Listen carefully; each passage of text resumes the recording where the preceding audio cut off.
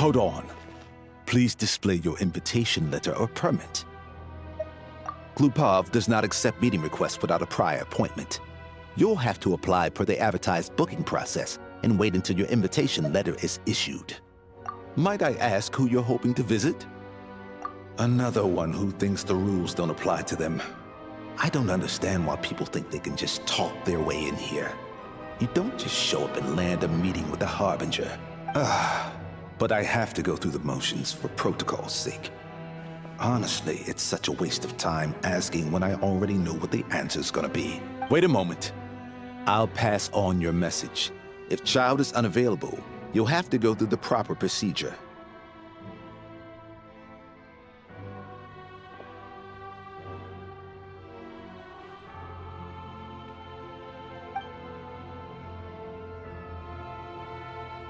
Lord Child is a busy man. He's probably not in Glupov at the present. If I were you, I'd cut your losses. No point in waiting any longer. Even if you two are old friends as you claim, please understand that the Fatui Harbingers are often busy with their official duties. They tend not to stay in Glupov for extended periods. Next time, stick to the rules. You'll make life easier for both of us, Greetings, Lady Marionette. I'll take care of our guest here. It's his first time in Snezhnaya, so it's no surprise that he doesn't know the rules yet.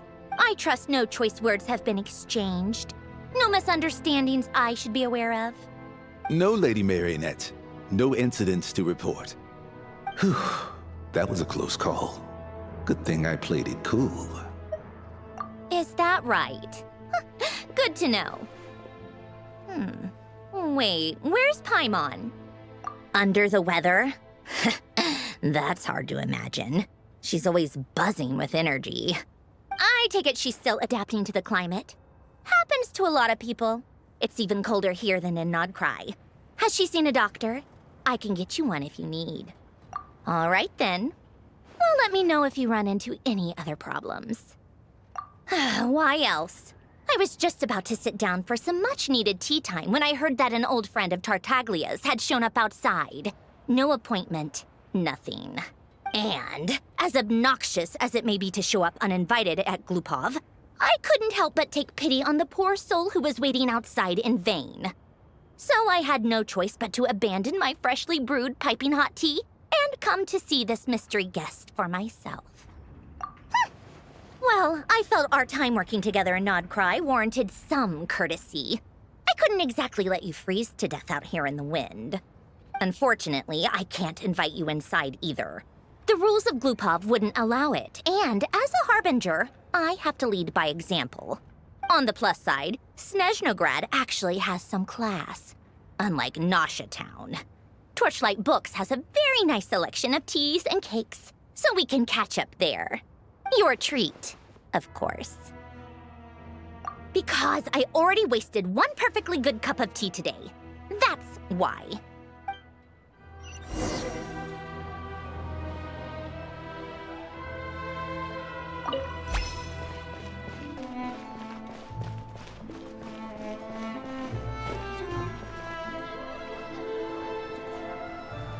I've ordered for the both of us. No objections, I assume. I'm sure you trust my taste.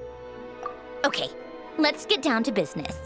I'm guessing you don't actually have any urgent business with Tartaglia, per se. You just want information, right? Wanna take a guess? Of course you'd say that. You shouldn't underestimate Counselor Tartaglia, you know. That's right. I'm sure you've heard of the Snezhnograd VII by now. Well, he's busy preparing some paperwork for their next meeting. They'll be discussing yet another extension to Project Stuja. It's basically all anyone cares about in the VII these days. Yeah, he's more of the shoot first, ask questions later sort, isn't he? It all started with a very detailed letter that Capitano left for the jester, Piero, before leaving for Natlan. In that letter, he detailed the future arrangements for his subordinates. All of his key people were reassigned to Tartaglia. I guess he'd already prepared to leave us for good all the way back then. But Piero didn't reveal the contents of the letter until the events in Natlan had concluded. That was his reaction, too. Why me? With a bewildered look on his face. He'd always assumed Capitano looked down on him. He was a man who kept his thoughts to himself and barely spoke to him the whole time they'd known each other. But he occasionally brought Tartaglia along to my tea parties back in the day. So to the rest of us, it was clear that Capitano had quite a lot of respect for his young comrade. By the rest of us, I mean my tea party regulars. Arlecchino, Rosaline, and... actually, not Columbina. She was probably oblivious to it.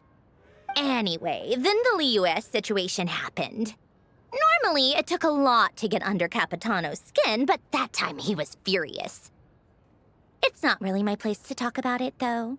You can ask Tartaglia about it sometime. Basically, Tartaglia probably had the wrong idea about Capitano all along, right up until Piero revealed the letter he'd left behind.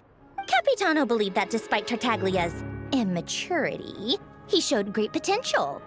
Plus, he possessed a kind of purity rarely seen among members of the Fatui. Yeah, it's one of the few things that I'd agree those two have in common. But there's one other reason why Capitano chose Tartaglia to assume command of his troops. He knew that after he was gone, several of the others would swoop in on his army like vultures.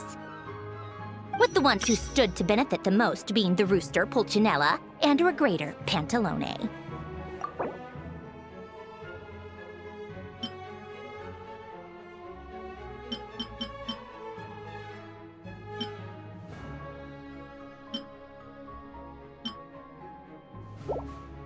Once they divided Capitano's troops between them, they'd be more powerful than ever. No one would be able to stop them. So, you can see why Capitano chose to hand that letter to Piero, right? Exactly.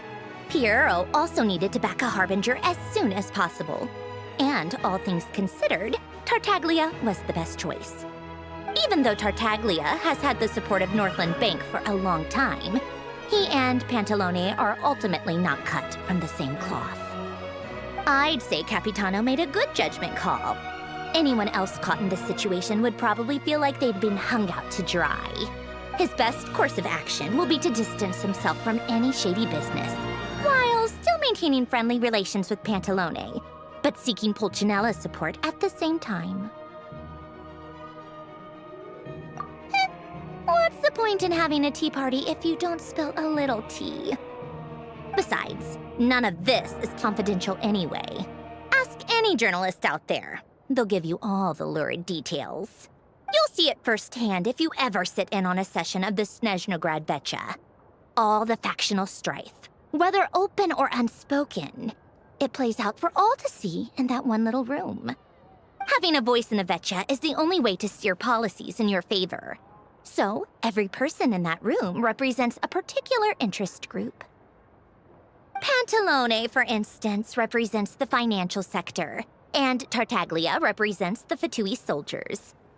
Personally, I have no interest in political jousting, but since I have a number of engineers and researchers under my command, I have to make their voices heard. Then there's Pulcinella, the linchpin of the Vecha. He represents politics itself. Everything involves him, so nothing can bypass him.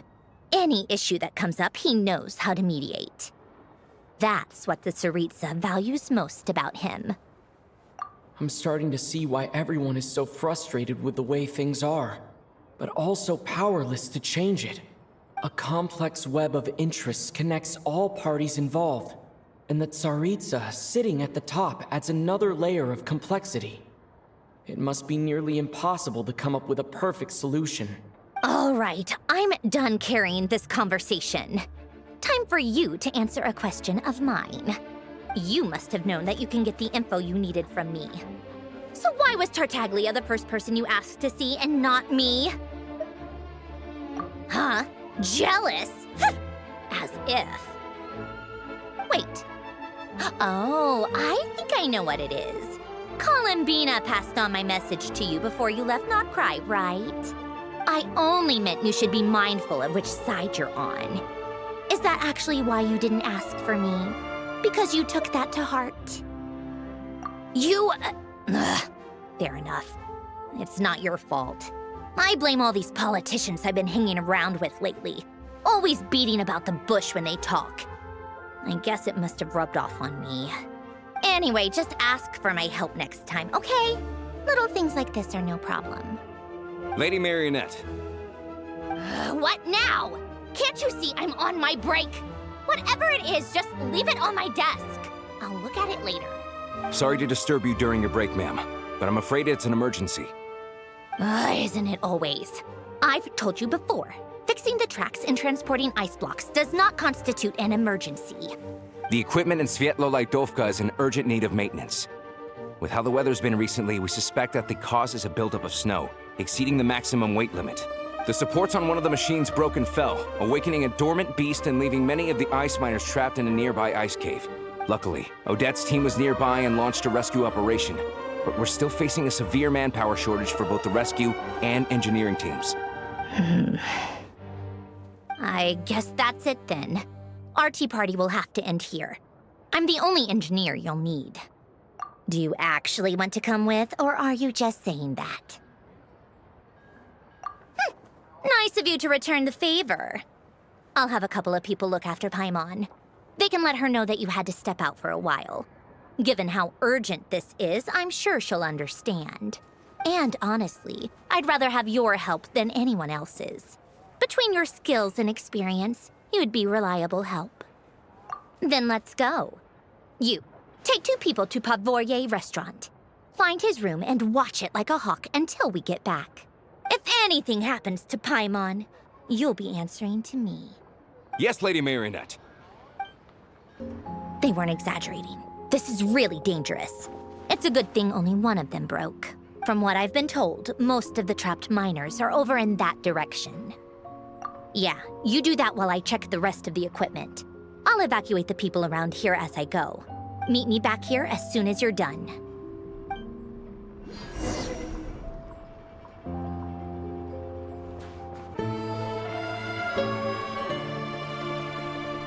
I have to be getting close. Don't go any further.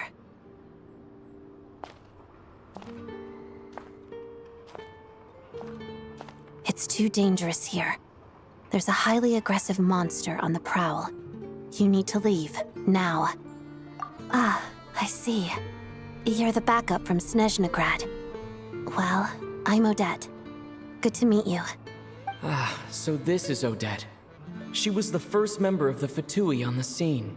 There are 5 people trapped in the cave. Monster type is unknown, and so is its location. Let's go. Every second counts.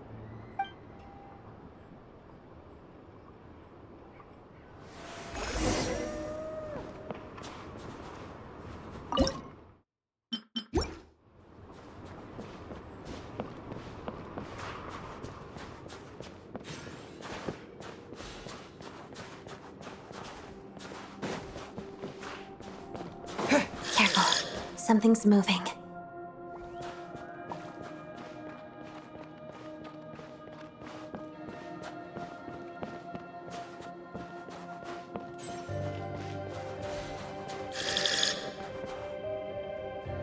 This must be the monster's shadow. Looks like a tough opponent. Let's begin.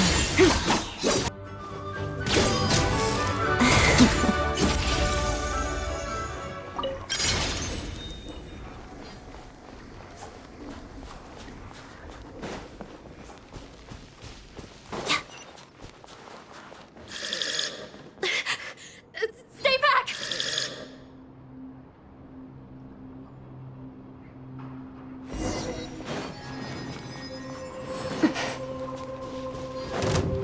Together, witness the snow swan's grace. Harida.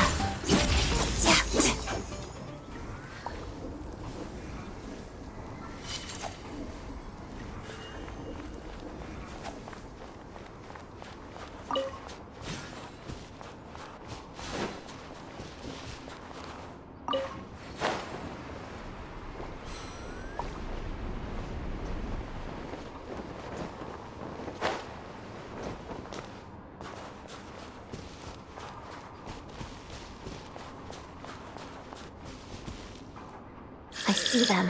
They're right behind the monster. The monster seems very agitated. It could attack at any moment. Let's make the first move.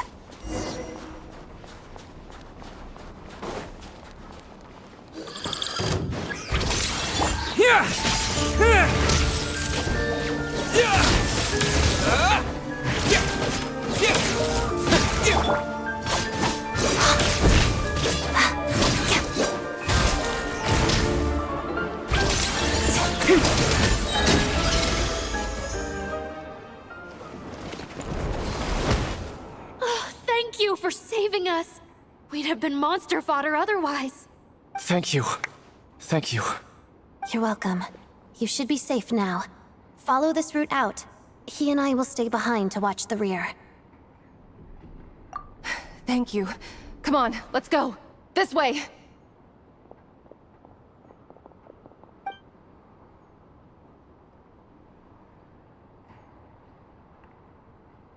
I've searched the area.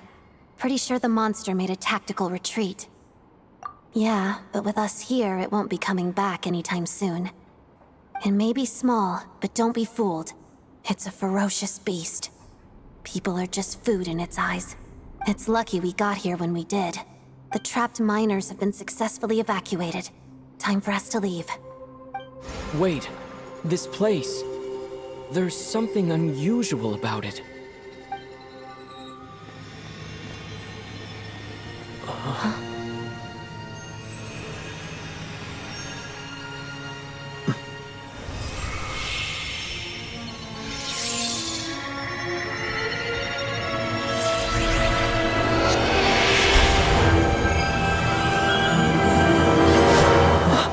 What is that? I don't know. It's back? Guess it has family.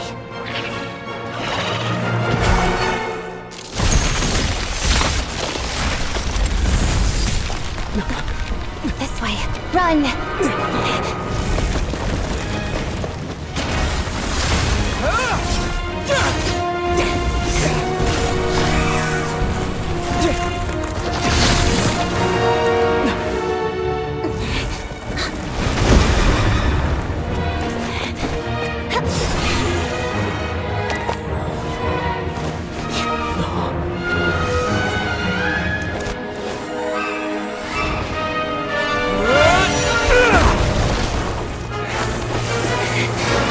Thanks.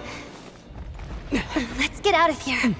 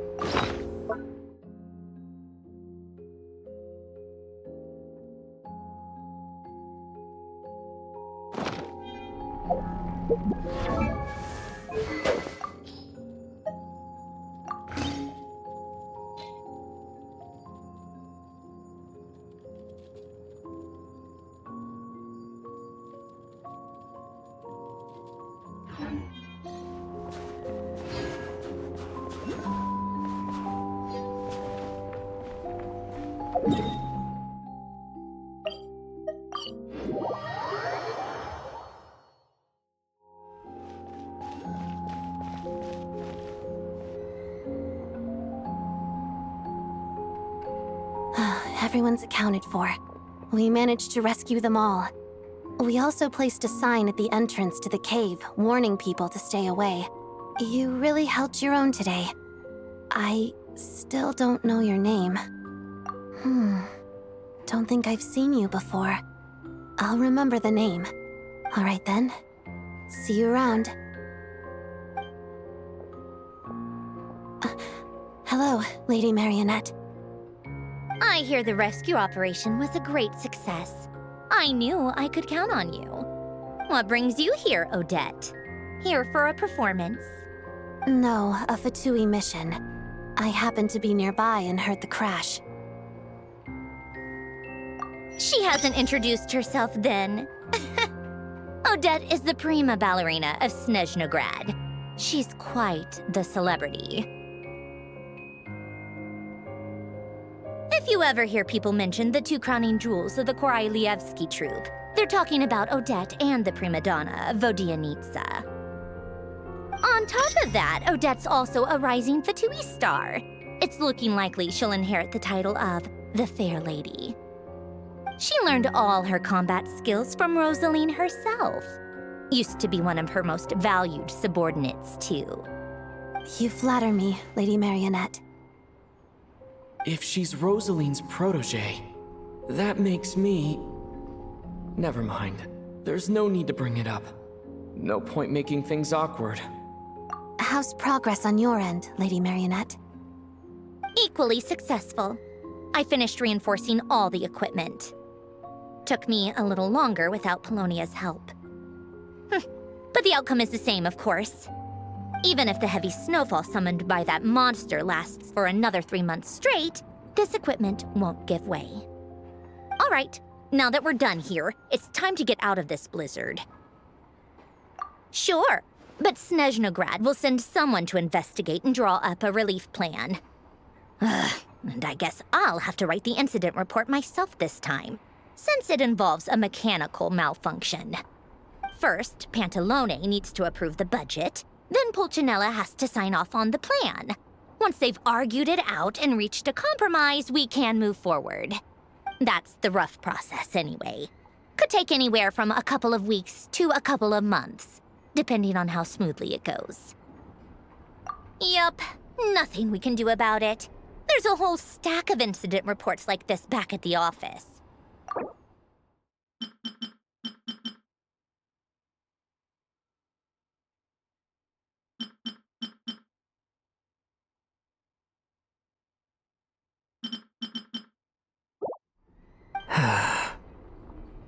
The snow has eased a little for now, but there's no telling when that will change with that monster still at large. Fuel for heating is in short supply, and relief is weeks away. There's no immediate threat to life, but still, it just feels like there should be a better way. Hey, quit daydreaming. Let's get back to Snezhnograd.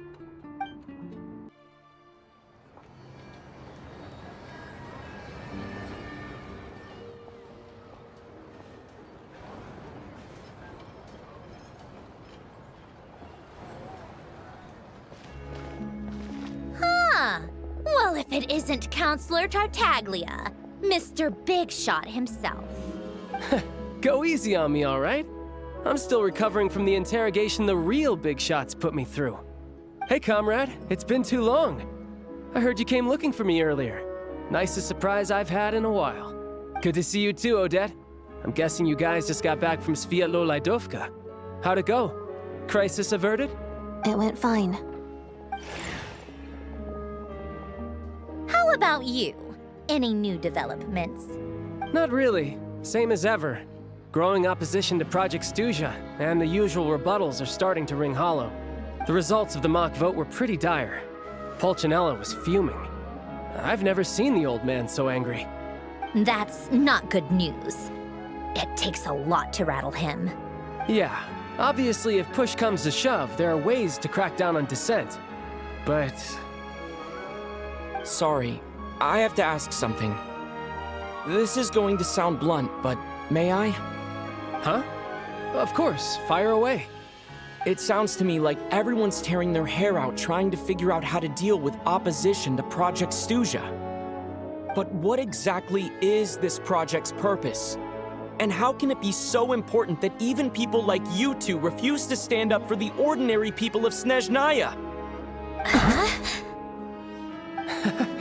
Interesting. I gotta hand it to you, comrade. You sure don't mince your words. Excuse him? What does he mean, refuse to stand up for ordinary people? Oh my gosh. How does he dare speak to the Harbingers like that? Are you interrogating us now?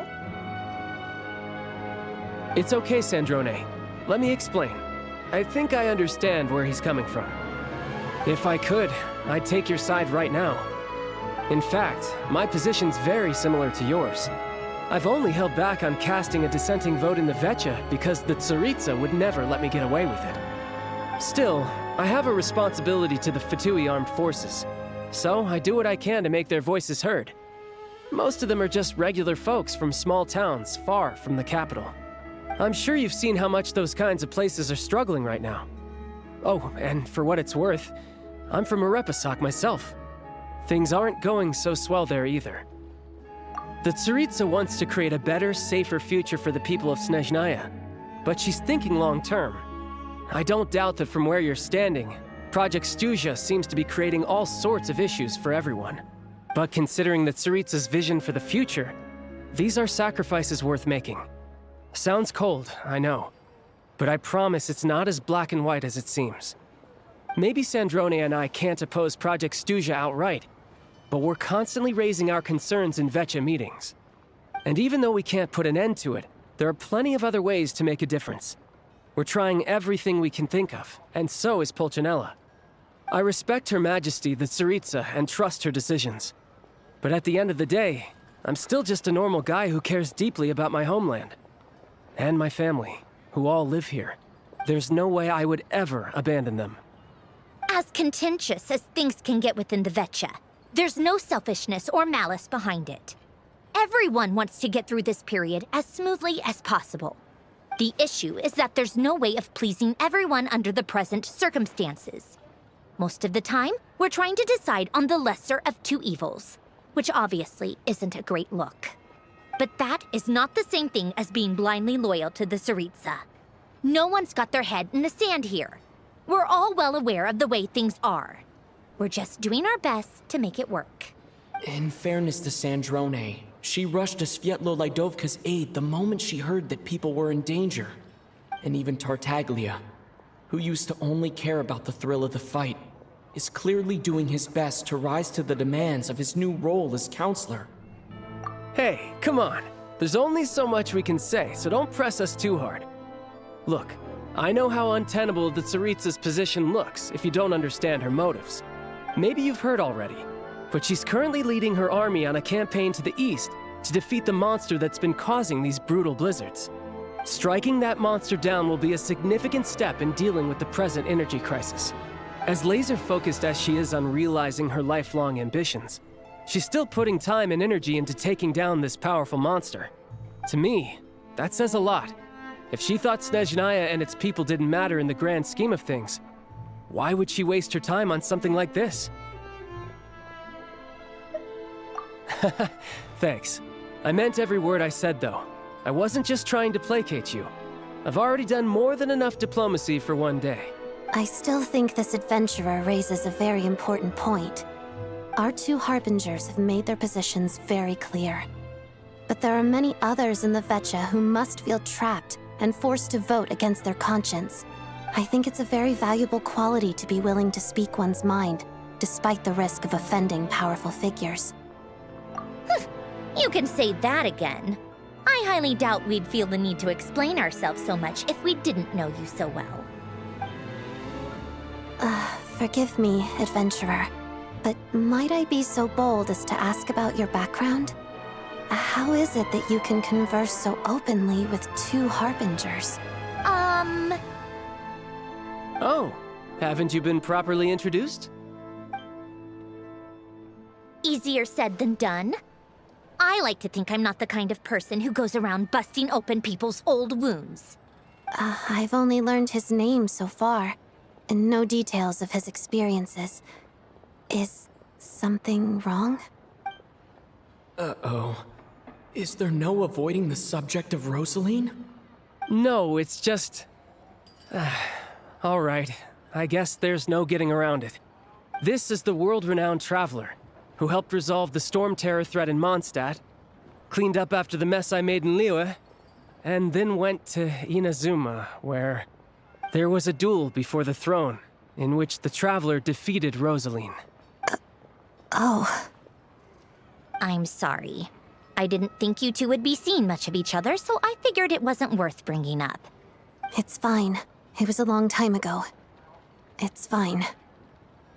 Sorry. I just remembered that we have a rehearsal coming up. Please excuse me. I should get going.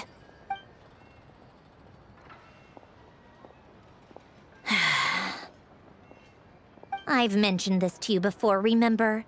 She was Rosaline's most valued subordinate. But they didn't actually get along. Not that Rosaline was really the type of person to make friends, but death has a way of resolving a lot of conflicts. Don't let it weigh on you. Like she said, it was a long time ago. It's in the past now. Odette has a very different personality from Rosaline. Give her some time. I'm sure she'll work through it. Oh, by the way, where's Paimon? It's not like her to hide away. She hasn't been feeling well, so she's resting at Podvorier restaurant. I got a couple of my people to look after her while we were gone. Oh, right. Sorry to hear that. Poor thing.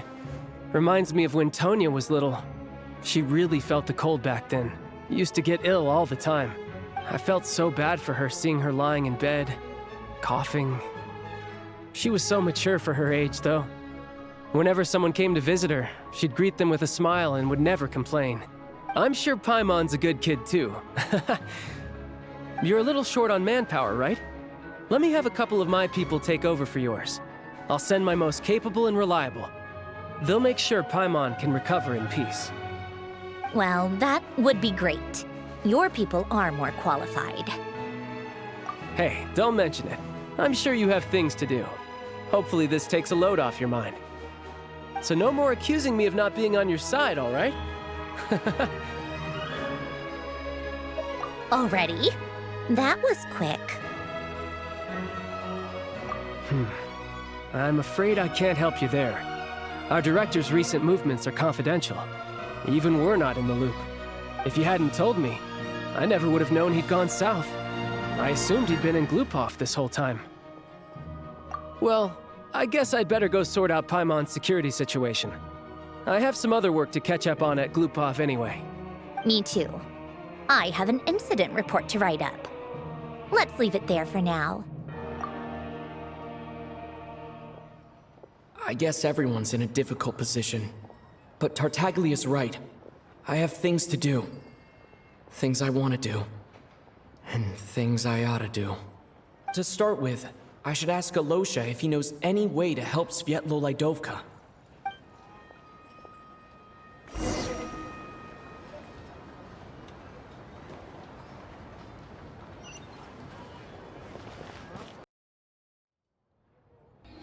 How strange.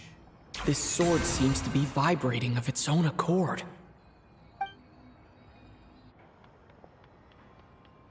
It's a very faint vibration, but it's getting stronger as I get closer to the statue of the Seven. Does this sword have some connection to the statue? But all it does is vibrate, even when I touch it. That place I got this sword from was definitely out of the ordinary. Maybe I should try channeling the power of cryo. It worked. There really is something special about this sword.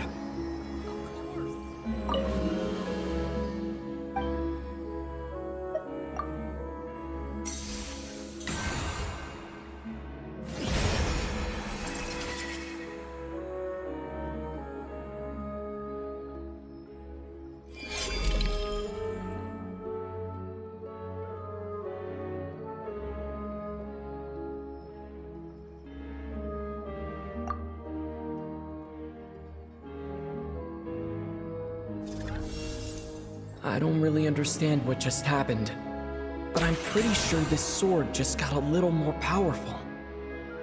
I'll have to try the same thing again when I come across another statue of the Seven. In the meantime, I'd better go find Alosha.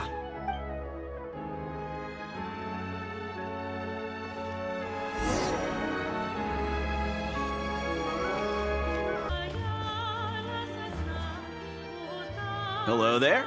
How can I help? Ah, sure thing. Give me a second, I'll go fetch him for you.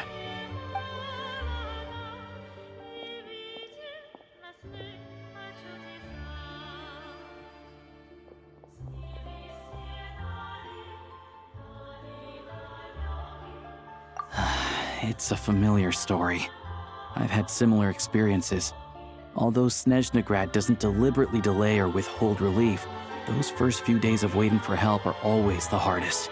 It's a fundamental contradiction. If emergency relief can't be delivered in time, what's the point in even calling it emergency relief? Not necessarily. I think there's a good chance that Kresny Crystal from Stratomeros will start flowing into the market. When we resolve Stratomeros' energy issue, it's like we open the floodgates. A huge backlog of Crystal is now available to the townspeople. There's no way they can use it up at once.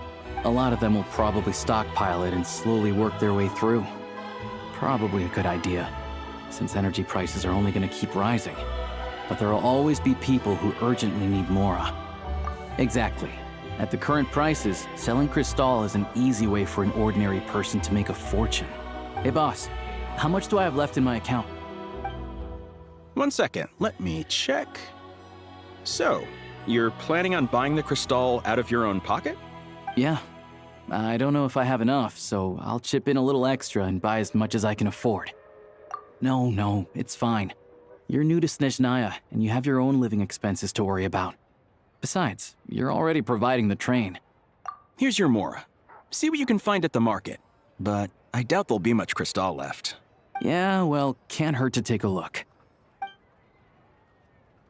Let's see. Huh?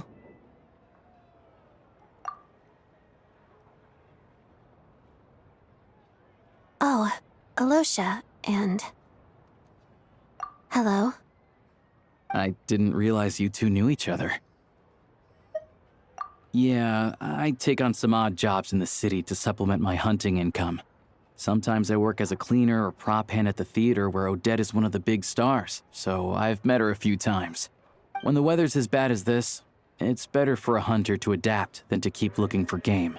Yes, and we sometimes need extra help.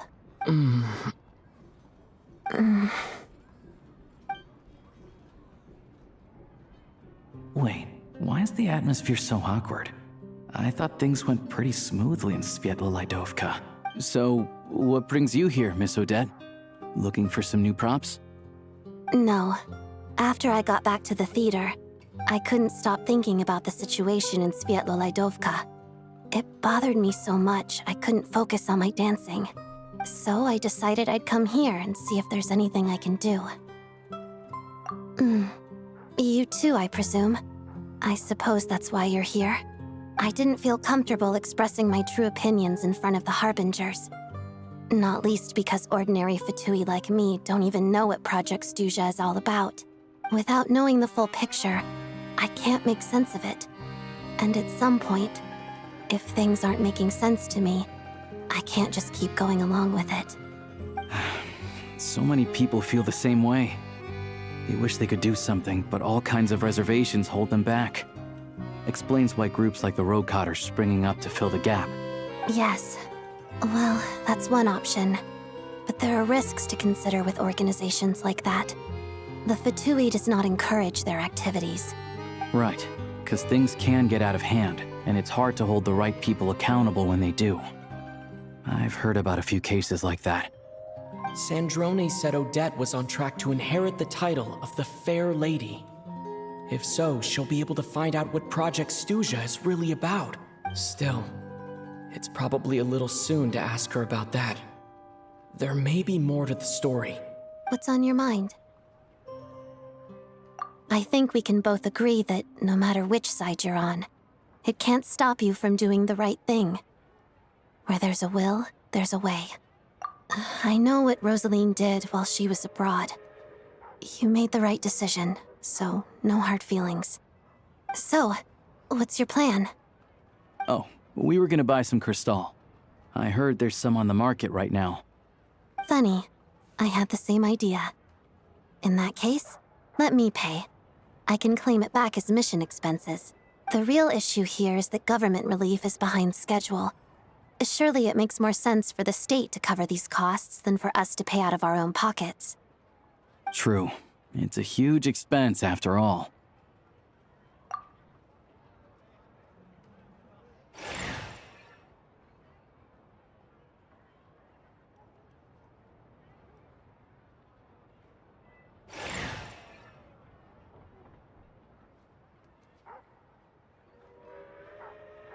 Let me see.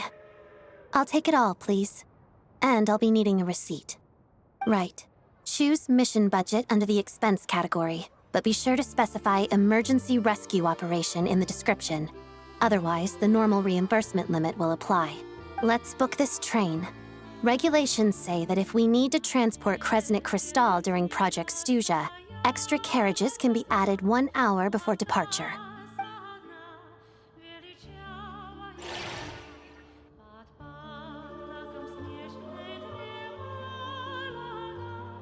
That should do it. The train will be escorted to its destination by Fatui guards. This is my first time seeing you handle Fatui affairs, Miss Odette. It seems you're as skilled an officer as you are a dancer. You flatter me.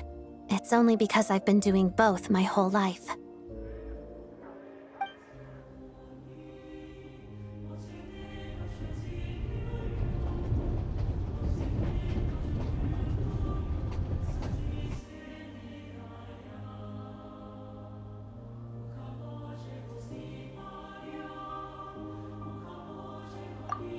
Anyway, I bet you've been non-stop today, am I right? Any idea how Paimon's doing? What's wrong?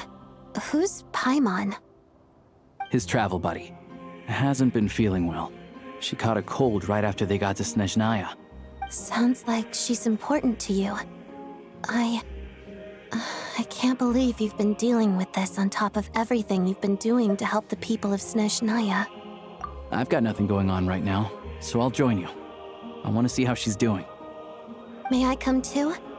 I have some candy that someone gave me back in Svietlolaidovka. Plus, I know a little bit about relieving cold symptoms. All right then, let's go.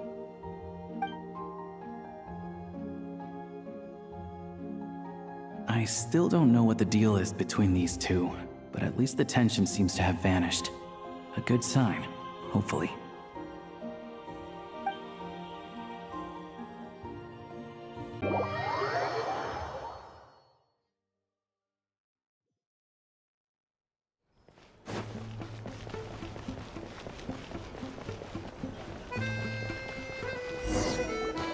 Hello.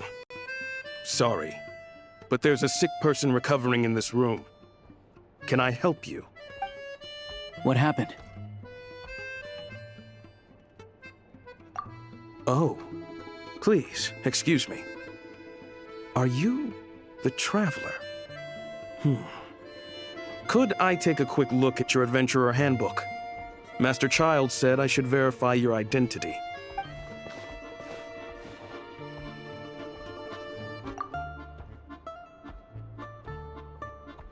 Ah, it's really you.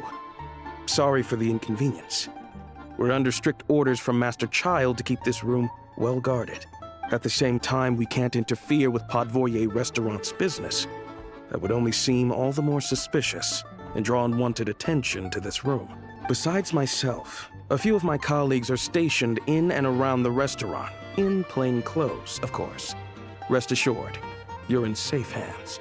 I didn't expect such a high standard of protection. Well, Master Child handpicked us for this special assignment. We're not about to let anything go wrong. Anyway, I won't keep you any longer. Please, head inside.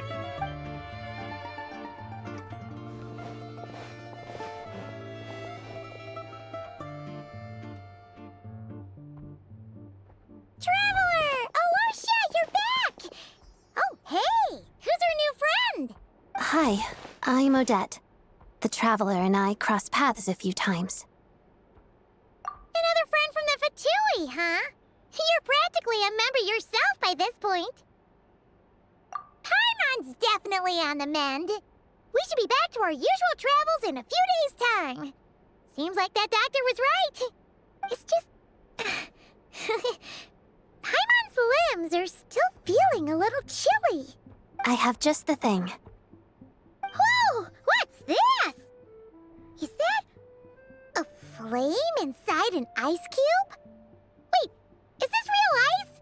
How's it not melting? And how does the fire keep on burning? All keen observations. You're right. This is called core ignis. Whenever I've caught a cold in the past, I found I recover much more quickly if I place this by my bed. You're welcome to borrow it. Awesome! Wow! It's so nice and warm! Oh, it's like magic. Your name was Odette, right? How did you two meet again? Looks like she's in pretty good spirits. That's a relief. Any progress with your investigation yet? No surprises there, I'm sure. They're not likely to let anything slip. The Rokad, huh? Let me think. Members of the Rokad keep their true identities hidden, but I think there might be someone I can introduce you to. Leave it with me. Meet me at the Korolyevsky Troop tomorrow, and I'll tell you how it goes.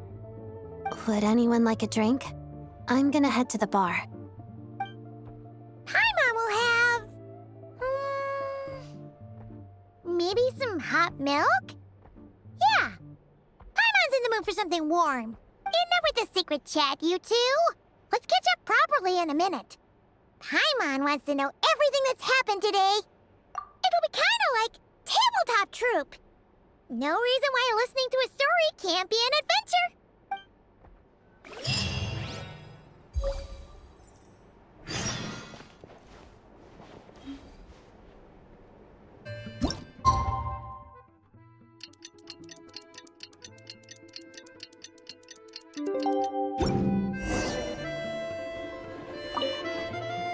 The boss is gonna give Paimon a copy of the latest newspaper to read.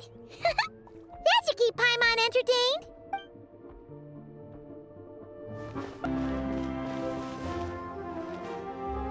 Ah, you made it. I've got some tickets, and I managed to set something up with the Rokad. It'll have to wait until after the show, though. Happy to stay and watch? I doubt you've seen the Korolyevsky Troop on stage before. Pleasure. Here, this is the way in.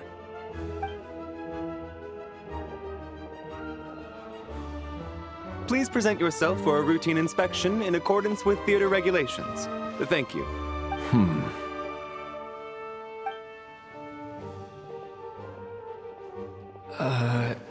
Is that guy with the Fatui? Looks like he's waiting for something. Okay, all done. Thank you for your cooperation. Please proceed through to the theater.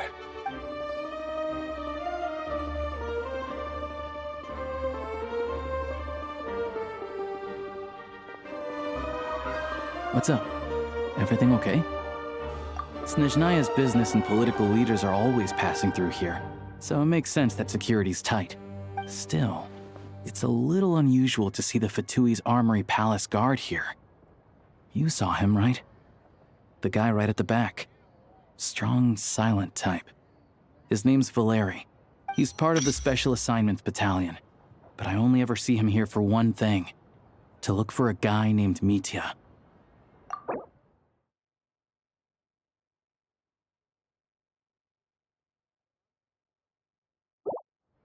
Supposedly a researcher, though he never seems to put much time in at the office. The theater is one of his favorite places to hang out when he's playing hooky from work. But that's not for us to worry about. Let's go. The show's about to start.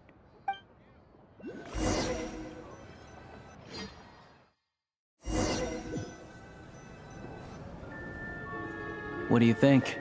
Pretty impressive, huh?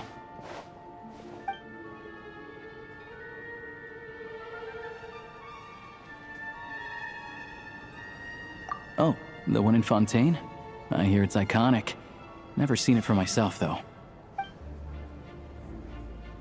Here we are, just in time. Sorry, coming through. Ugh. If you're gonna show up late, keep your mouth shut. What's his problem? Whatever.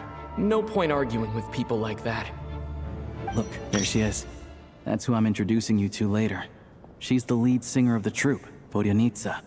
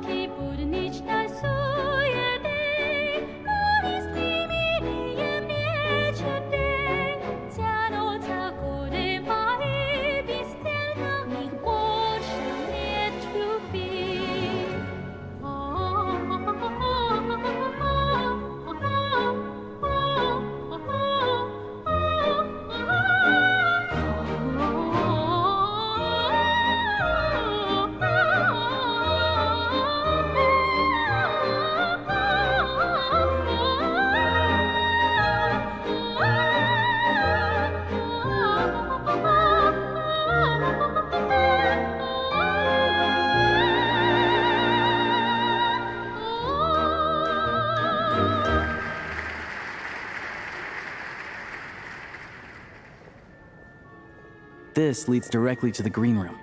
They're expecting us. Vodionitsa will be waiting for us there.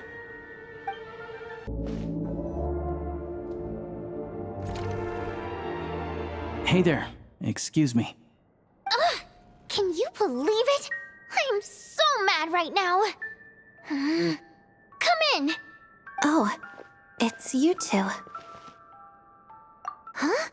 You know each other? Oh, wait. Is this who you were telling me about? The one you met yesterday and couldn't stop thinking about? I never said that. Yes, you did. Why are you denying it? It was right before I went on that rant about the moody factory owner. Oh, I remember it so clearly. Might I ask what brings you two here? Oh, I just brought him here to see the show. And when it finished, he was full of praise for Vodionitsa's performance. So I thought I'd try my luck, see if we could get the chance to chat for a bit. Maybe get an autograph? You work here. You of all people ought to know that's against the rules. It's not what the green room is there for. Oh, what's the big deal? Come on, don't be shy. I can give you an autograph. You can take a picture too if you want. Do as you please. I finished all my shows for the day. I'll leave you to chat.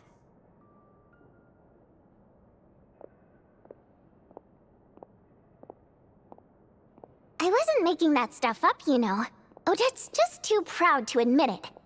She thinks very highly of you. And so do I. You did the right thing in Snezhnograd. We're good. Odette's out of earshot. I'll lock the door. Confidentiality, of course. The Rokad is very strict on that. Whoa, Alosha! Not out loud! Not with an outsider here. Relax, I've taken care of it. Look at this. The President's reply sent this morning. Wait, so he's been approved to join? You told me last night that you wanted to get intel from the Rokad. Unfortunately, Rokad intel is only available to members. But ever since you set foot in Snezhnaya, we've been working together. I've seen the way you work, your character, and your motives. Everything about you is perfectly in alignment with what we're trying to achieve in the Rokad. So I figured I might as well cut to the chase. I wrote a letter to the President explaining your situation, including just the right amount of detail. His approval came very quickly. Of course, it's still your decision whether you want to join or not. We'll respect your choice. Well, assuming Odette was telling the truth and she didn't misjudge you, I guess we don't need to worry about you blowing our cover. Still, you gave me a real fright. I didn't know that's why you came looking for me. So, that stuff you said about admiring my performance, was that just because Odette was here? Did you actually mean it? Now you're talking. That's what I like to hear. Anyway, let me give you a quick rundown of how things work. Like I said, the Rokad is a covert organization, and we hide our identities. Members typically don't meet in person or even know each other's identities. This helps us maintain a high level of independence and secrecy. Because of this, members are basically free to decide their methods without constraints, so long as the outcome of any activity doesn't violate the organization's principles. After all, we don't have any ostensible contact with each other. This way, if anything goes wrong, no one else will be implicated. Beyond the freedom to choose how you operate, it's also your choice whether to act at all. We have plenty of members who have yet to take any action. In short, joining the Rokad in and of itself won't place any restrictions on your activity in Snezhnaya. There's a code of conduct you can read if it interests you. But basically, as long as you don't plan on using your anonymity to go around doing evil, we'll be fine. I tried reading it 5 or 6 times. Never made it all the way through. Even the most lackluster script makes for more interesting reading. Great. Then I'll go grab an official application form. Be right back.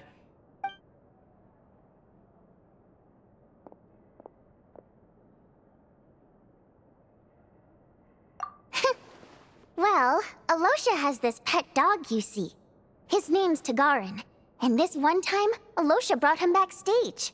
Tagarin took quite a liking to me, so I played with him for a little bit and fed him some treats. Then, the Rokot was out on a mission one day, and even though we were all in disguise, Dagarin recognized me right away. Just a coincidence, really. We didn't report it to the higher-ups, though, to avoid dealing with the fallout. Like... my job at the theater, for instance. I really needed to make ends meet. By the way, what were you complaining about just before we came in? Did everything go okay with Chuganov? Everything did not go okay. That's why I was so mad. I tried to make some small talk with him before I went on stage to fish for intel about the Iskra manufacturing plant. But he wouldn't take the bait. No matter what I said, he kept dodging the question. And then he started complaining. He said he didn't appreciate his second-rate seat in the stalls because he usually gets a private box. I mean, what did he expect? Everyone knows that if you want a box seat, you buy a ticket well in advance. But instead, he sends me a letter the day before the show when we're practically sold out. I had to juggle things around just to get him a half-decent seat, hoping he would appreciate the gesture enough to share some information. But nope, he didn't give me anything. Yeah, meeting Chuganov in person has definitely been a disappointing experience. Oh, you probably don't know who we're talking about, do you? Chuganov was that older guy you were sitting next to today. I'm sure he didn't make a great first impression on you either. To the citizenry, he's a family man and a kind boss. But our interactions with him tell a very different story. It's one thing to ask for a favor, but he acts like it's his right. He always expects special treatment. Take the ticket situation, for instance. I've actually gotten him a private box in the past. But not only was he not even grateful, now he's acting like I've sold him short this time. Not to mention that he's never paid for a single one of his tickets. And another thing, if he's such a big family man, why doesn't he bring his wife and daughter to see the show once in a while? I've never seen them here, not even once. Calm down, Vodyanitsa. If you won't do it the easy way, we'll have to try the hard way. But first things first. Here's your application form. Go ahead and fill it out.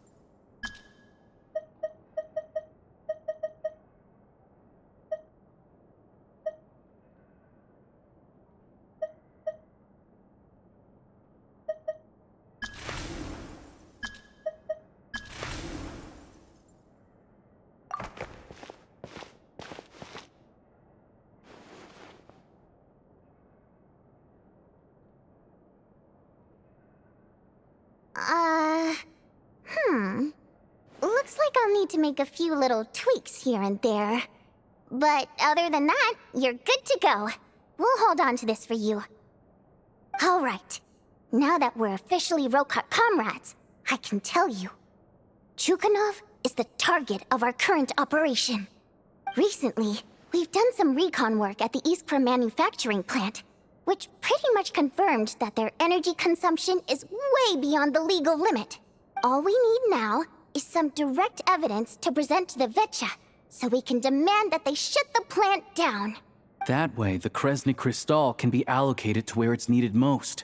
I was hoping he might let slip during one of our chats, but he's too tight-lipped. We'll have to find another way. I'm meeting another regular theater-goer tonight, Mitya. But Valeria's here too, and he's probably looking for Mitya, so he may end up being a no-show. Don't you worry.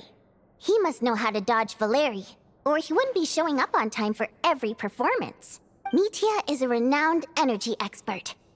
Although we can't get any direct evidence of the excessive energy consumption at the plant, we can accidentally let the information slip to him. The authorities should take someone like him seriously. So if he starts raising questions about energy use at the Iskra manufacturing plant, there will be a proper investigation. Also, we're not allowed on site, but he has clearance. So all we need is his cooperation. Yeah, so that's the other thing we're trying to figure out. Though I think we're far less likely to make any progress on that front. Still, I hear that Mitya is a bit of a chatterbox. So, who knows? Maybe if we catch him in the right mood, he'll let something slip. What do you think? Sound like something worth your time? Okay, in that case, you guys find a seat somewhere nearby. Pretend you're a couple of buddies there to eat, and keep your ears peeled for useful information. He's a huge fan, so I doubt he'll have his guard up around me. But you two need to be convincing. If he suspects anything at all, he might stop talking. Sure. Don't worry. We'll make a believable pair of buddies. Perfect! You've sold me already. Now, help me tidy this room up a bit before we head out. Okay. What needs tidying? Everything!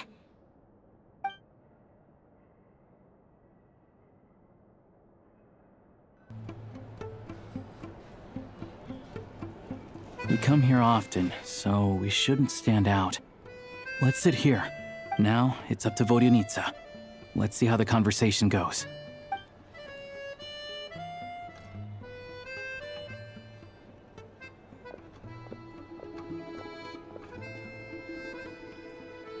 Mr. Mitya! Over here! Over here! Oh, sorry. I got a little held up on my way here. Now we have even less time than we planned. Go ahead and order some snacks and drinks. Whatever you like. Let me see. According to my schedule, we still have 25 minutes left. You're really pressed for time today, huh? I was imagining this would be a leisurely chat. If you'd prefer, we can always reschedule for another afternoon when you have more time. No need. Getting to meet the lead singer is a very precious opportunity for me. I'm not about to pass it up. I've already had to decline your invitation several times because our schedules rarely align. If I don't grab this chance while it's here, who knows when the next one will come around? Well, it's very kind of you to make time just for me. I'm not too sure, to be honest. But Snezhnaya is full of weird and wonderful things like that, so people tend not to bat an eye. I'm sure the same will go for the Eye of Grey and Paimon. The reason I invited you out for tea and a chat today was to get some feedback from a true fan of the theater.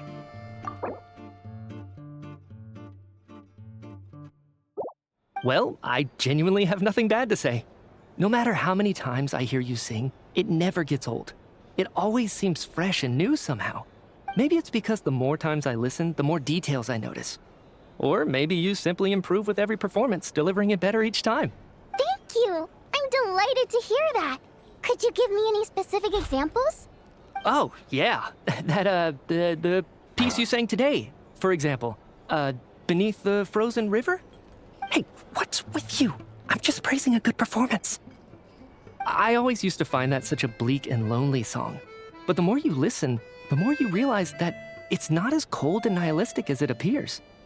When you really dig down into it, there's a certain level where you're surprised by the emergence of hope. Wow, I'm impressed. I didn't expect you to pick up on that. Actually, I only tried out that angle after talking with a composer. Still, Beneath the Frozen River wasn't on today's program. Oh, really? But it's a classic. You sing it every time. Almost every time. Oh, well then, let me say a few words about that other all-time classic, Flying in the Wind from the Mountain Sparrow. I didn't sing that one today either. My voice wasn't quite up to it, so I switched it out at the last minute. Oh, but, Sorry, Mr. Mitya, but you were at the theater today, yes? Of course I was. Remember? I said hello to all the troupe members before the show started. You, Odette, and the others. So what did Odette sing today? Elegy of the Snow-Winged Goose, of course. Correct.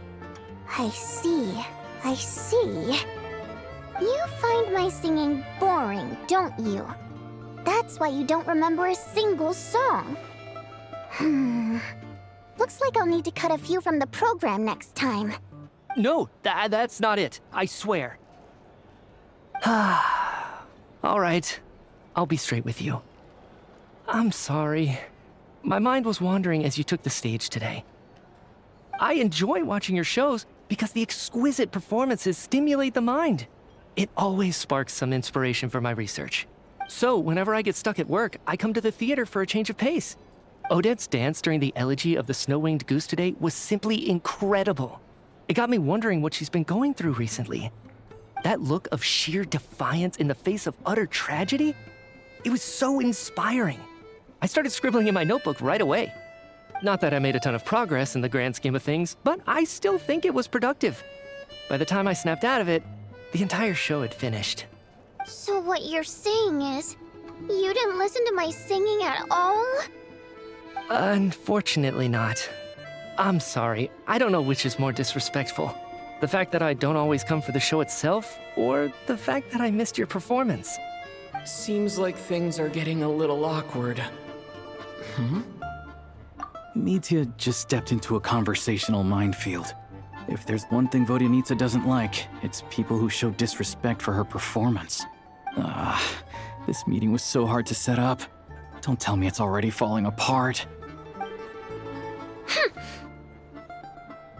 It's fine. I suppose this is affirming in its own way. At least, it shows that our performance really touches people's hearts, right? Don't let it bother you. It certainly doesn't bother me. She's showing a lot of restraint. Well, I'll be sure to let Odette know how much you adored her performance. Please don't say that. I always love your performances too. It's just that inspiration struck at the wrong time today. I'm usually all ears. I know, I can tell. That's why I value your opinion. I'm sure some people can't stand it when others praise their coworkers right to their face, but not me. No, sir. Fair enough. I still feel kinda bad, though. But you know what I really can't stand? People who only show up to the theater to pretend that they're cultured. Makes me sick to my stomach. Oh, yeah, 100%. There are too many of those people around. By the time they're walking out the door, they've forgotten all about the show. What's wrong? You look furious. I don't know if you've heard about the boss of the Iskra manufacturing plant. He isn't even a theater investor, but he always demands the same privileges as actual investors. Box tickets only, premium drinks, even the right to request specific songs. Well played, Vodyanitsa. Seems like she's harnessing her rage to steer the conversation back on track. Now that you mention it, I've interacted with that guy before. I gotta say, everyone holds him up as an example of a benevolent businessman, but I don't know. I don't see it. Yeah, he couldn't care less about what's happening on stage. He's just there to flaunt his social status. I hate that I have to prepare programs for guys like that. What's the big deal with that factory he runs anyway? I asked around a bit and heard some pretty shocking stories. Sounds like he's just another greedy capitalist. Oh, really? Yep, the things people are saying are pretty damning. Low wages, insanely long working hours, equipment running around the clock. And as if that's not bad enough, he also strictly forbids his employees from giving any kind of interview. Project Stuja has now been extended so many times, we're at the point where crystal rations for the common folk are barely enough to survive on. Yet he even wants to get his greedy hands on them just to boost his own profits. If the rumors are true, he's in serious violation of the law. Interesting. So you've heard about it too? What? So it's really true? Who knows? I've only heard the same rumors you have. But there's no smoke without fire. The Rooster's been coming down on us hard lately, demanding that we track and trace every single batch of Crystal. My coworkers in the Department of Energy have been tearing their hair out over it. The Rooster? I didn't realize he cared that much. Yeah. Even though there are no restrictions on Crystal trading, the poor will wind up freezing to death if we let the rich buy as much as they want. That's clearly unfair. Looks like we'll need to arrange an investigation into the Iskra manufacturing plant as soon as possible. I never knew you kept up with current affairs beyond the theater, Miss Vodyanica. You really have a heart for the common person. Most Fae in your position have long been indifferent to the plight of humans. Well, those of us who choose to live in human cities are naturally going to pay attention to any significant upheaval. Isn't the Rooster a Fae himself? I'm just surprised to learn that even someone with as much experience as him is getting so stressed out over Project Stuzha. What is the end goal of this project anyway? This is it. We're finally going there. I'm sure Mitya can sense on some level that she's fishing for information. But since their conversation is so relaxed, he might just let something slip. It's stressing me out too. If I'd only made better progress with my research, things wouldn't have dragged on this long. Oh, so your work is related to Project Stuzha? That's right. The Armory Palace needs a brand new energy source. Not the power of the Light Realm and not elemental energy. Right now, the only thing that meets the requirements is the power contained within stellar linchpins. But harnessing that power is costly. Each step of the process requires enormous amounts of Kresnik crystal, from extraction to quantification to attempts at conversion. Progress has been painfully slow, and the team is getting burned out as time goes by. Sometimes, I see people staring into space as if in a trance. Could it be that this new energy source has side effects? No, it doesn't affect us, because the energy is used for... Okay, I got it. Stop choking me. Sorry, I can't talk about that. I think we're all just exhausted. We've been working ourselves to the bone for so long with so little progress to show for it. It's no wonder people are struggling to stay motivated. Seems like I owe you an apology. I shouldn't have gotten so mad at you for not paying attention during the show. Don't worry about it. I count myself lucky, to be honest. I don't envy the people who work closely with the Tsaritsa herself. I'd much rather be in my current position. At least I don't have to shoulder any major responsibilities. So they're trying to develop a completely new kind of energy. Yeah, censored by a scarf. Who would have thought? Oh, dear. It looks like my time is up. I'm afraid I have to leave. I'm so sorry. We ended up barely talking about the theater. That's okay. It was a pleasure chatting with you, really. Let's make up for it next time. Yeah, hopefully once the work pressure eases up a little, I'll be able to focus more on the performance, and then we'll have more to discuss. We touched on some confidential issues today. I'd be grateful if you could keep it between us. That could have gone worse. Nice job. Why was Mitya in such a hurry to leave, though? Sorry, routine inspection.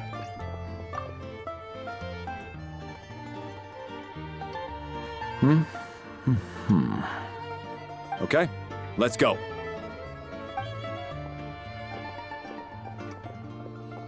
So he wasn't rushing to get back to work. He must have calculated that Valeri would find him here in exactly 25 minutes. That's frighteningly accurate. One of the main duties of the Special Assignments Battalion is to ensure that important figures stick to their schedules. All right, time for us to get going too. Excuse me, check please. We'll settle our check too, then. Oh, hello there. Mr. Mitya paid the check before leaving. He also asked me to pass on a message. He said it was an honor to share his tea break with Miss Vodyanica and her two friends. Wait. So he knew we were here all along? This raises a lot of questions. Did he deliberately mention the new energy source so that we'd overhear it? Maybe his work isn't confidential after all. Maybe the key here is the purpose of this new energy. I guess that's the next thing to look into.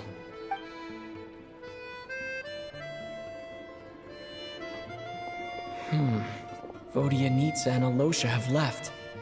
Time to head back and call it a day. You're back! Here pretty early today. Paimon was just gonna mention that. After she woke up today, Paimon felt like her temperature was completely back to normal. But her strength still hasn't returned. Still, there's some good news.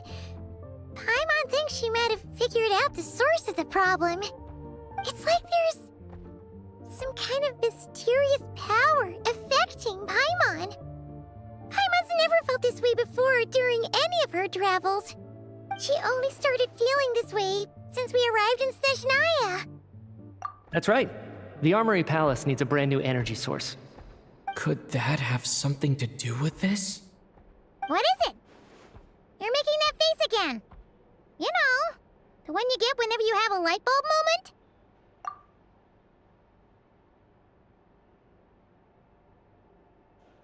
So, they're trying to develop a new energy source here? And you think that might be why Paimon's feeling unwell? Well, Mitya denied that the energy they're researching has any side effects. Although, he did say that people working on the project have been having issues with their concentration and short-term memory. And even so, those are completely different symptoms from Paimon's. It's pretty faint, so it's kind of hard to tell. But if anything, it seems like it's coming from roughly the same direction as the Armory Palace. Sure, Paimon's with you there. But how, though? The Rokat only has a limited amount of intel.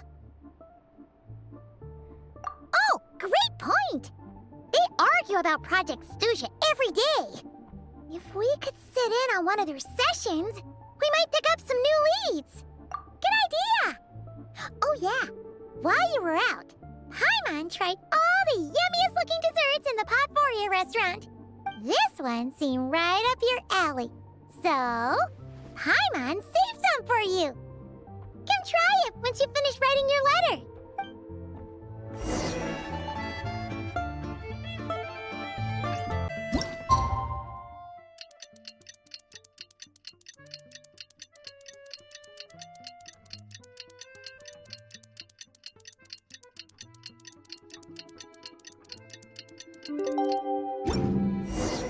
Alosha replied. He says that we won't be able to speak at the Vecha, but he can arrange for us to attend as visitors. Time to get ready, then head to the Snezhnograd Vecha. You're back! Paimon's been working on the crossword puzzle in the newspaper. It's actually pretty fun. Oh, shoot! Paimon forgot the next word. Oh, she had it a moment ago. Think, Paimon, think.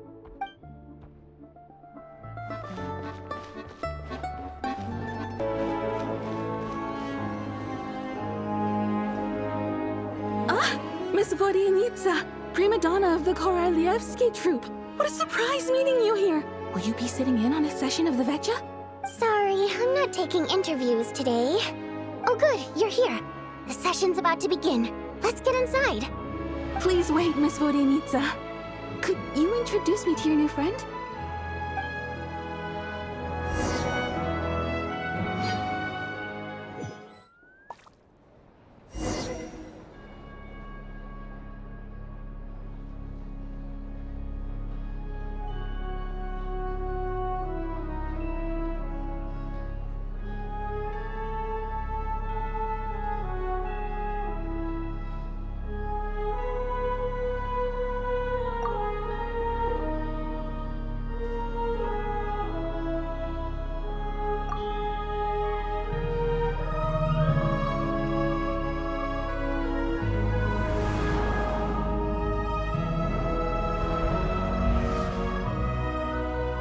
In summary, the energy management commitments made for the outgoing period have been delivered upon.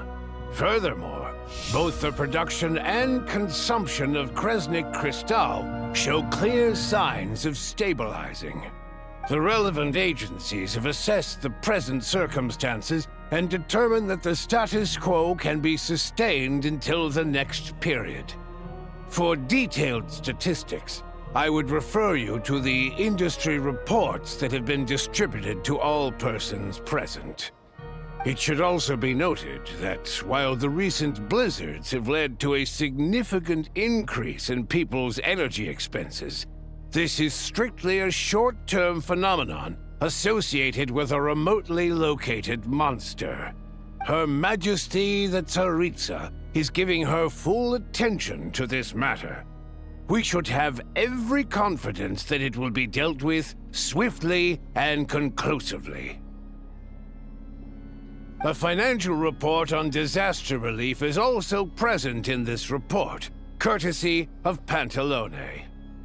They cover the same old ground every single time. The rooster never seems to mind, but everyone else is getting tired of it. There's a general lack of trust. People aren't seeing any tangible benefits that affect them directly. Of course, none of that will be reflected in any of the reports on the table. Yeah, if it weren't for these hard copy documents, I could have at least made something up. Oh, don't mind me. I'm just out here trying to hit my interview quotas. Bring out the kvass. Ever read it? Best-selling newspaper in town. If I remember correctly, you guys don't even have a sales permit. You have to sell from stalls on the street. Okay then, best-selling street stall newspaper in town.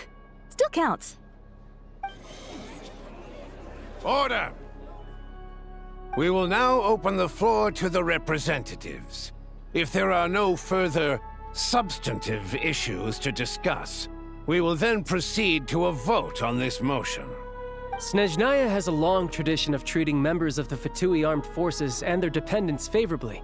But recent surveys shows that Fatui families in remote areas have access to 15% less crystal than the average civilian family in Snezhnograd. It's been said many times before, but it bears repeating now. There needs to be a clear and consistent rationale behind how crystal is allocated, or we will soon face immense public backlash. Perhaps you wouldn't need to keep repeating yourself if you would hear me out for once. I say again, true consistency exists only in principle. In the real world, fairness is relative. You appear to treat resource allocation as a simple function of production and population. So what about when the equipment used in production breaks down? Have you factored that into your equation? And do you even know how long it's been since Snezhnaya last conducted a census? If I knew the answers to questions like that, I'm sure I'd be a very wealthy man. And I doubt I'd be going by child. I'd like to bring the focus back to the specific issue I raised.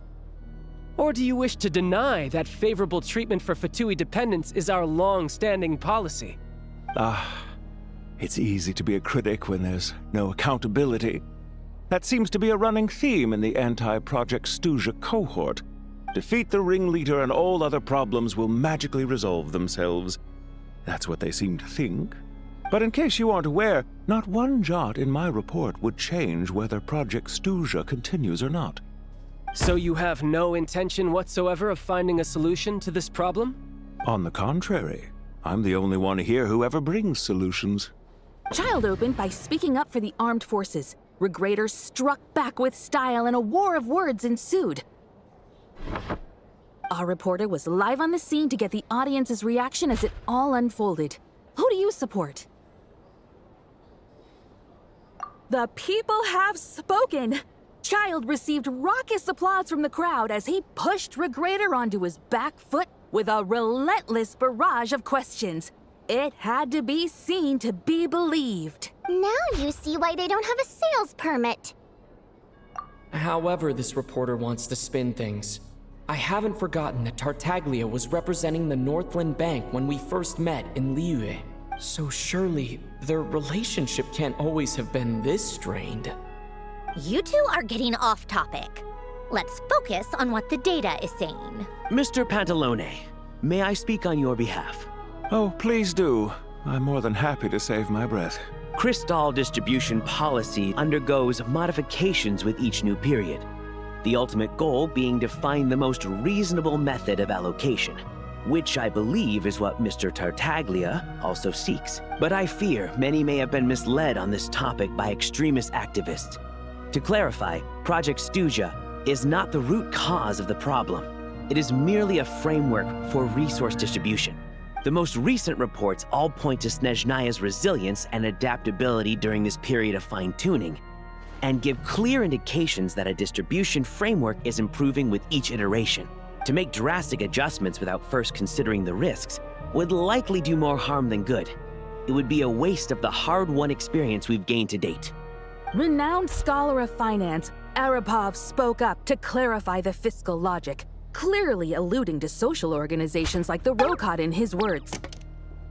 With the notorious Lelek still active to this day, should the Rokot be held responsible?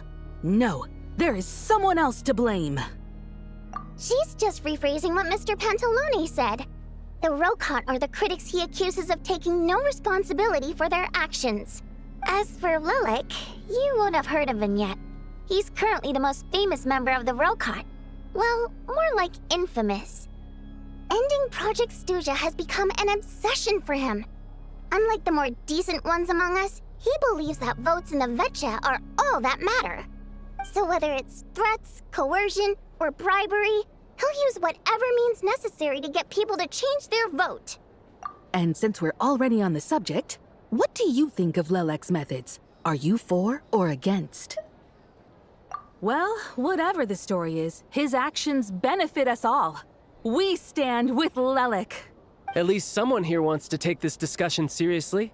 I've been considering that issue myself. What you really need is more precise regional data, right?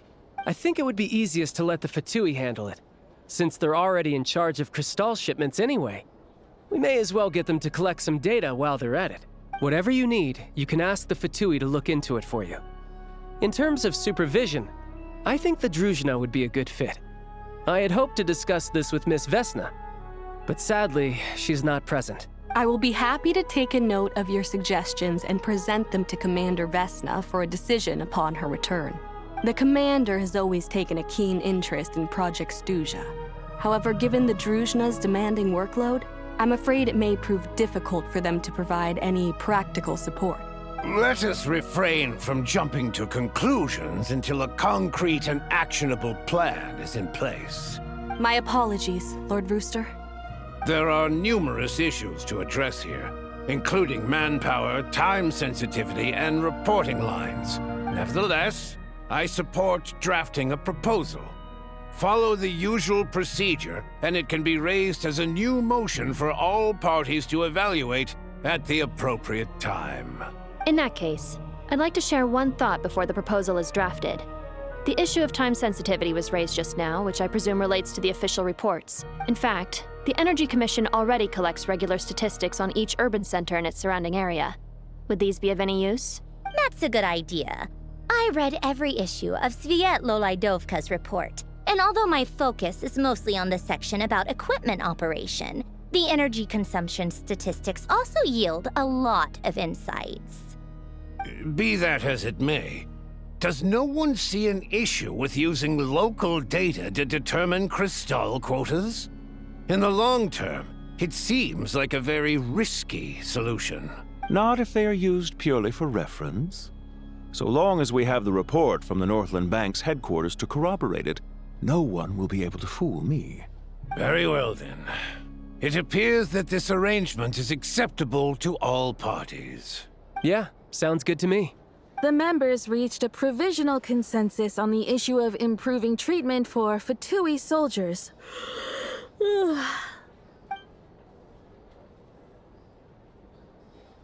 Today, the prima donna of the Korailievsky troupe attended a session of the Snezhnograd Vetcha in the company of a dashing young man.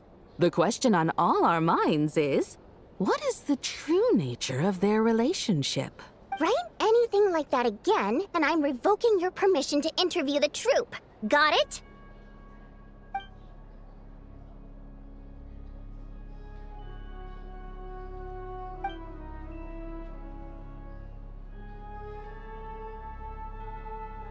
Now then, if there are no further contributions from those present, we shall proceed to the final vote. Hey, check it out! What made him vote against? Why now?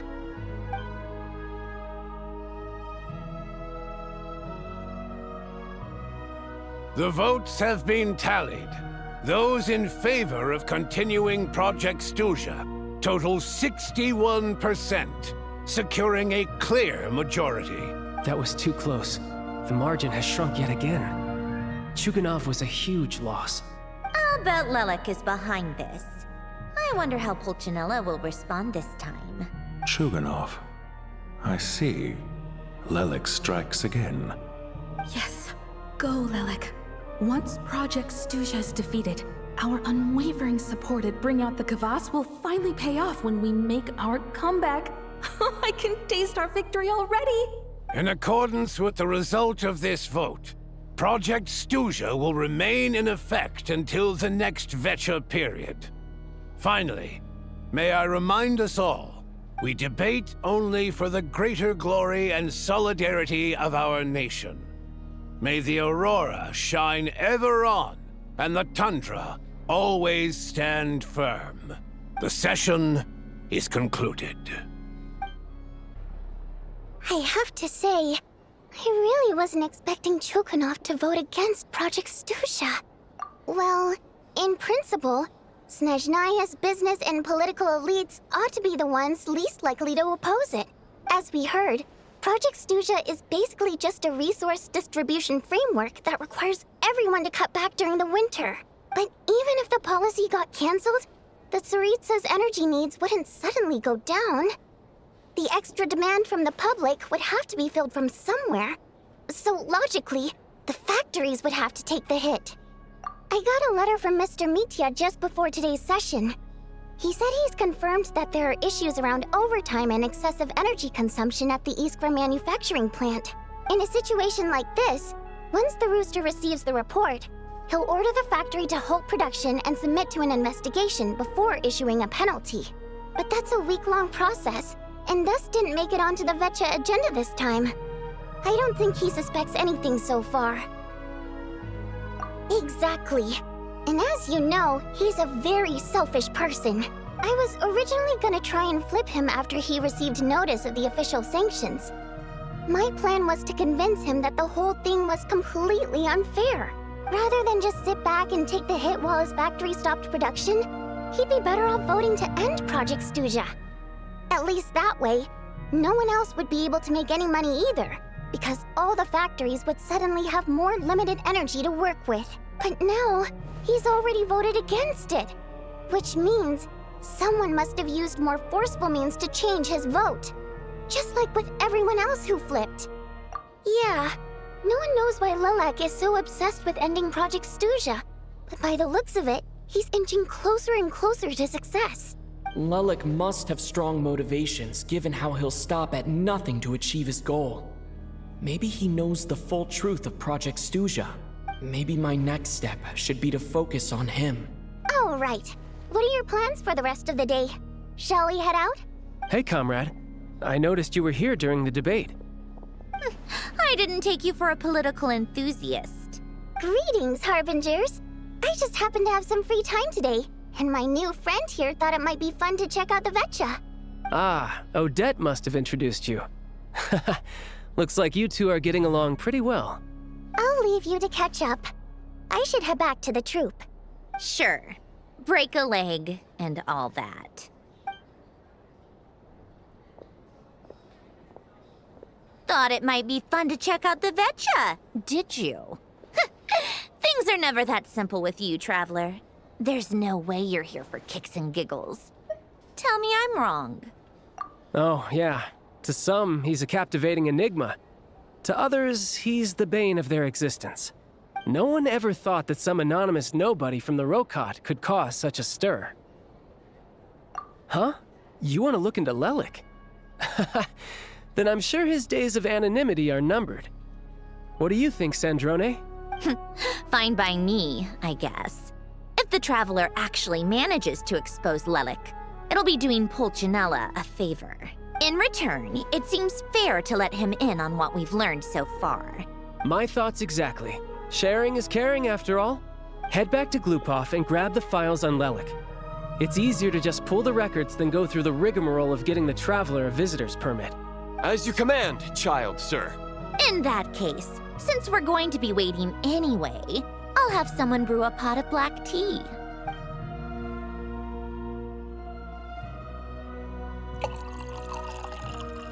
One common thread among the many incidents Lelik has been involved in is that the victims are all too scared to share any real information about him. Clearly, he must have threatened them in some way. His modus operandi is to silently infiltrate the scene and leave a threatening letter behind.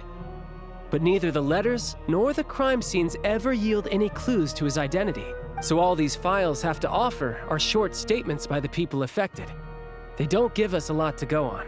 If nothing else, it shows we're dealing with a trained professional who's versed in counter-surveillance. Yes, and to that point, he often strikes in highly secure locations.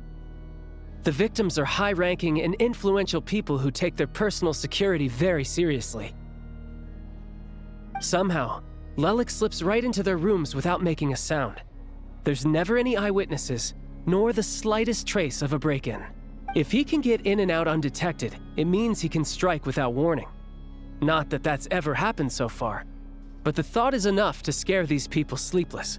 It's hard to believe that a human being could pull this off flawlessly every time, so they switched the focus of the investigation to Faye.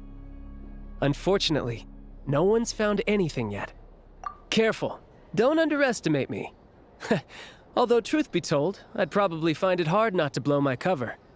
Direct confrontation is more my style. We haven't ruled out the possibility of Lelik being human. It's just, there can only be a handful of people in all of Teyvat who'd fit the profile. Faye, on the other hand, plenty would have the ability, but few would have the motive. No, not as strong as me.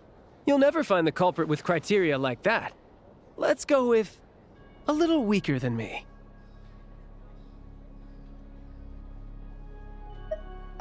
There's no denying that Master is strong, but meticulous. We can only hope. He's just trying to find a reference point. Stop getting fixated on who's stronger than who. But that's the most important thing. In my opinion, anyway.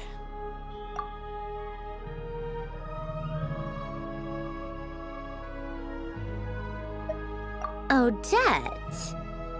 Yeah, that seems about right. Her skills are solid, and she's always calm under pressure. Except she's Fatui, so the likelihood of her working against us is pretty low. But yeah, much more accurate than your previous example, at least. No, wait a moment. Maybe we should interrogate that assumption. What do you mean? Which assumption? Her Fatui identity doesn't necessarily exonerate her.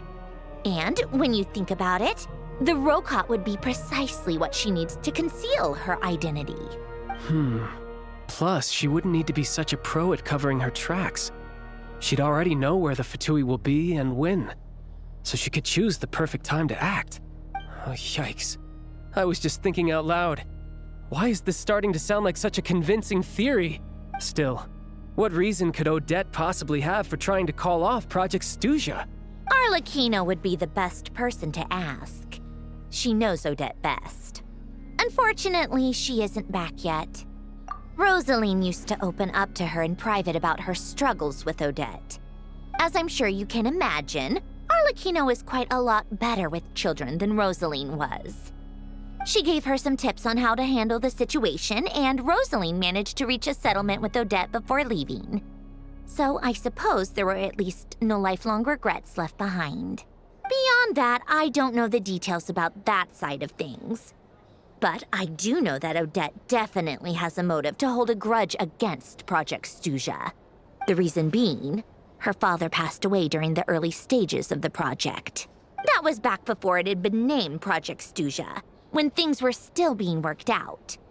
But in essence, it's remained the same ever since. Huh. The more you know. Rosaline was always so self-centered. I never understood why she started paying so much attention to Odette. Is that such a surprise? If you cast your mind back, you may remember that Rosaline and I weren't exactly close. We had tea together a few times, but that was about it. Odette's past is no secret. Her father was a fettus and her mother was a very famous ballerina. On the surface, it looks like she followed right in her parents' footsteps. But the truth is quite a different story. After her father passed away on a mission, her mother was overcome with grief. She broke her leg during a performance and could never dance again. Odette was only interested in ballet at the time, but this tragedy left the family with both breadwinners gone. They could barely make ends meet. Per Capitano's policy, family members of Fatui who died in the line of duty had to be appropriately accommodated and provided with adequate assistance. So, regardless of how Rosaline may have felt about it, it fell to her to resolve the issue of Odette's family's livelihood. In the end, the solution they agreed upon was to have Odette join the Fatui. Right, because the alternative would have been a one-off compensation payment, I guess. In that sense, joining up was definitely the better option. Still, she must have had mixed feelings about it, right? If she doesn't even like the Fatui. It's just a theory, a possibility. But as a motive for Odette to become Lelik, it holds up. That said, I have no idea where Odette's head is at right now, or what her conflict with Rosaline was about. Plenty of people were on bad terms with Rosaline. I have no intention of trying to figure it all out. Yes, but there's not much point in discussing that now. Yeah, back to Lelik. Since our investigations so far have turned up next to nothing, we've got nothing to lose by trying a new angle. Funnily enough, Tonya and I had actually made plans to go to the theater tomorrow to watch Odette's rehearsal. Unfortunately, thanks to this Lelik situation, I'll be stuck working overtime again. Which means you can go in my place. No point wasting the ticket. Plus, you'll get to meet Tonya. Spirit Seeker. Quite the classic ballet. It was passed down through Odette's mother's family for generations, though it hasn't been performed in years. But Odette's been practicing it diligently, and it's finally ready for a return to the stage. Excitement is through the roof. Tickets for the official performance sold out long ago. Tonya's excited for it too. She's desperate to see it no matter what. Personally, it's not really my kind of thing, but since she's my little sister, I had to figure something out. I've actually seen it several times before. The story's pretty straightforward. The lead character follows a trail of clues left behind by a spirit, gradually recovering her memories along the way. It's a tale of love and regret. So not exactly reinventing the wheel, at least by today's standards. But when that classic melody kicks in and the lead character begins to dance, it always gets me. It really is beautiful. Not an easy dance to do justice to, though. I know it's always been Odette's dream to perform this piece, but I'm not sure she's really ready. In that case, I think that even if she is Lelik, we should wait until her performance is over before we respond. I'll let you take it from here, comrade. Sounds like you've made a ton of progress today. It's good that everything's going so smoothly. Next step is to head back to the theater and get a clear answer from Odette. Either way, Paimon doesn't get the sense that she's a bad person. Sure, she might have done some pretty extreme things, but Paimon bet she has her reasons. Maybe this is going too far, but like, with everything she's managed to do so far, wouldn't it make more sense in theory to be even more, you know, heavy-handed? Why leave a letter when she could, well, we know there are plenty of other ways to keep people in line, right? The point is, she could have gone further, but she didn't. So, if it is her, she's got some principles at least. Yeah! Well, all you can do is follow the facts wherever they lead. No change, really. But that thing Paimon told you about yesterday? Paimon feels like she can sense it more clearly now. Hearing you talk about your day Makes Paimon itch for an adventure. If only she could be there with you so we could experience it all together. Yeah, I wish you could be there too. I'm not used to adventuring alone. But don't worry, we'll get to the bottom of this. Guess it's just one of those things. Never mind. Paimon will behave herself and keep resting.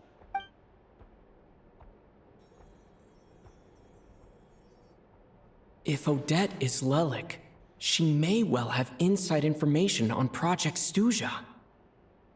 Her father was involved with the project's early implementation and tragically died in the process.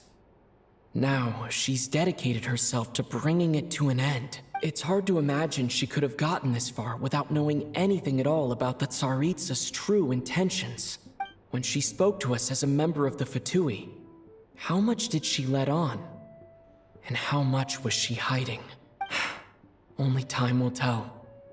Maybe tomorrow, everything will be answered. Hey look! It's snowing! Could be a tough day ahead. Make sure you wrap up warm tomorrow.